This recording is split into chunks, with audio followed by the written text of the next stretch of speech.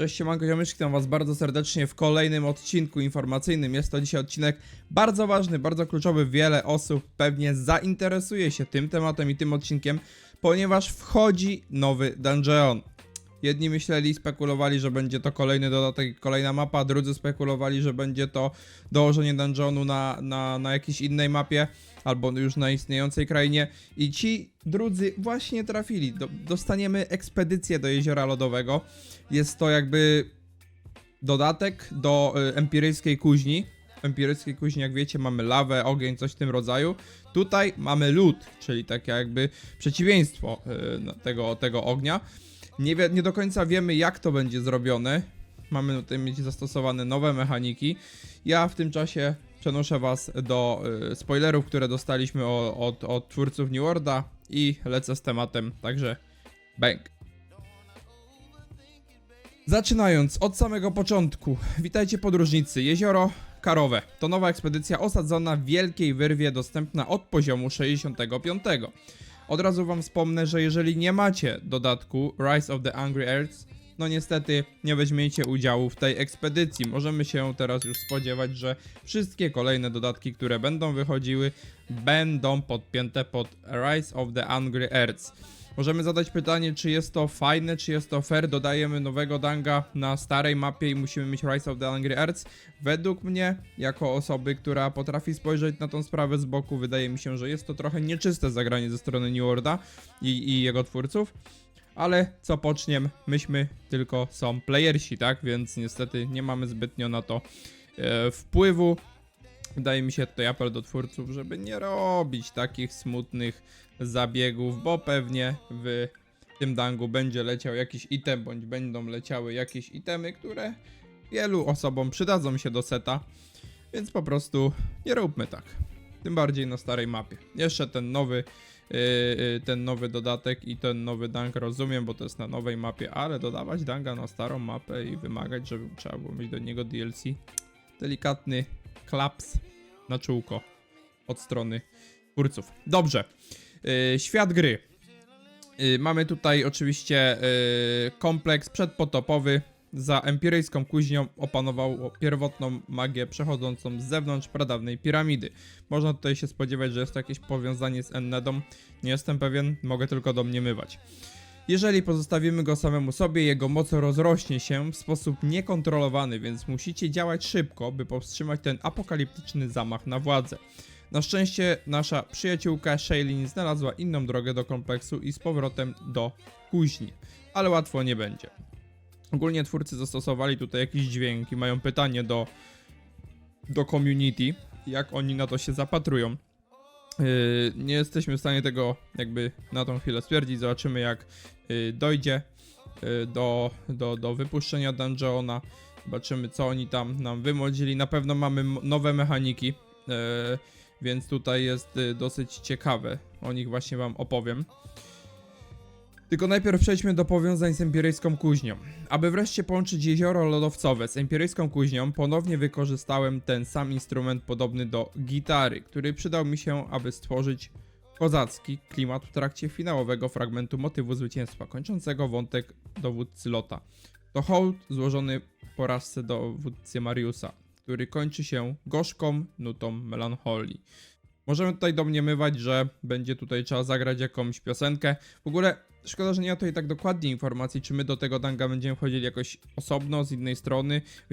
Mamy tutaj tylko podane, że jest to za empiryjską kuźnią. Fajnie by było, jakbyśmy musieli zrobić i to. Wiadomo, dang by był od razu dłuższy, mimo tego, że empiryjska kuźnia nie jest jakimś długim dungeonem, to wydaje mi się, że połączenie tych dwóch dungeonów w jeden byłoby fajne. No ale jak wiemy, empiryjską kuźnię możemy prawdopodobnie z tego co pamiętam robić bez Angry Earths, więc to już nam daje jasną odpowiedź, że empiryjska kuźnia będzie, lodowa, jezioro lodowcowe będzie innym dungeonem niż empiryjska kuźnia.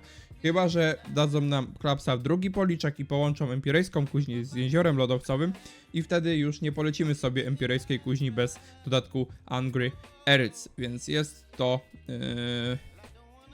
to trochę niefajne. Mam nadzieję, że tak nie zrobią. Cele. Jezioro lodowcowe to okazja do ulepszenia rozgrywki środowiskowej. Ten proces rozpoczął się w Empirejskiej Kuźni. Jej naturalne pieczary i starożytny kompleks kryją niepowtarzalne niebezpieczeństwa i mechaniki. Najważniejsze z nich to pierwotny lód, czyli tutaj jest zastosowane nowa mechanika. Lód, czyli struktury, które odnoszą minimalne obrażenia od wszystkich ataków i które można łatwiej zniszczyć magią znalezioną w Empirejskiej Kuźni.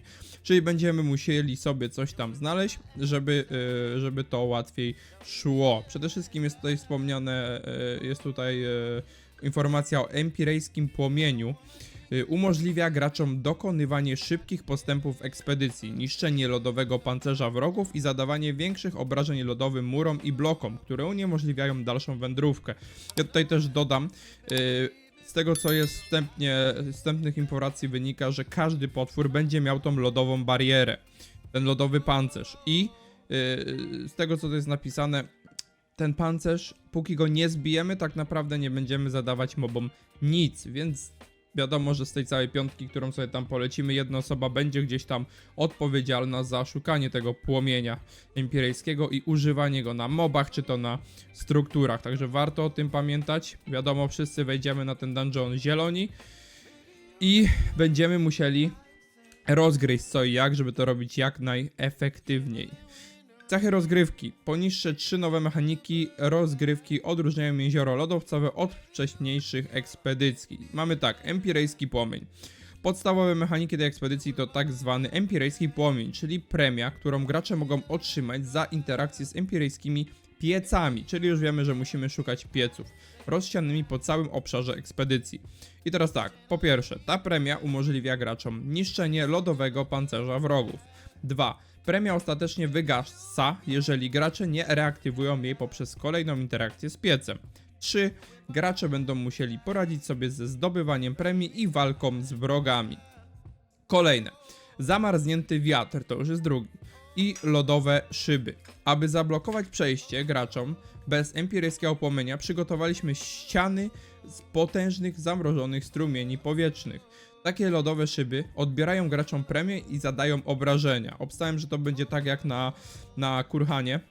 Mam tutaj na myśli laserki. Dobrze mówię? Na Kurhanie? Chyba to jest Kurhan. Tak, na Kurhanie są takie lasery, przez które się trzeba czołgać, przechodzić i tak dalej. Obstawiam, że taki podmuch zdmuchnie nas jak ten laser. Kolejne, wrogowie z lodowym opancerzeniem. Jest to trzecia mechanika. Nasyceni lodem waregowie i pradawni są odporni na wszelkie typy obrażeń, póki nie usuniemy ich warstw pancerza. O tym właśnie mówiłem. Uderzajcie w nich, gdy dysponujecie premią empirejskiego płomienia, by zniszczyć ich pancerze. Przeszkody nie będące wrogami również trzeba niszczyć przy użyciu premii. Na przykład przełącznik może być pokryty lodem i nie da się go aktywować, póki lód nie zostanie zniszczony. I teraz oczywiście ostatnia informacja na dzisiaj, update, którym ma zostać dodane jezioro lodowcowe, wejdzie 12 grudnia, więc warto o tym pamiętać. Mam nadzieję, że przybliżyłem wam trochę jak będzie wyglądał ten dungeon, tak samo tutaj spoilery od twórców delikatnie wam pokazały, jak to będzie mniej więcej w środku. Powiem wam szczerze, dosyć fajnie to wygląda. Na pewno będę latał. Jestem zaciekawiony niezmiernie, jak to będzie działać, jak będzie wyglądał ten pancerz lodowy, ile razy wpierdziel się tam dostanie i najważniejsze, jakie będą nagrody i jak długo trzeba będzie rozgryzać ten dungeon po prostu, żeby go opanować do perfekcji, tak jak macie to zrobione z innymi dungeonami. Napiszcie w komentarzu, co myślicie. Bardzo miło, że byliście, że oglądacie. Zostawcie łapkę w górę, jeżeli wam się podoba filmik. No i tu na górze wyświetla wam się link do Twitcha, gdzie prowadzę transmisję na żywo. Wbijcie, zostawcie followka i wpadajcie na streamy. Ja wam życzę miłego dnia. Naczelny informator Hitman. Trzymajcie się na razie, cześć, yo.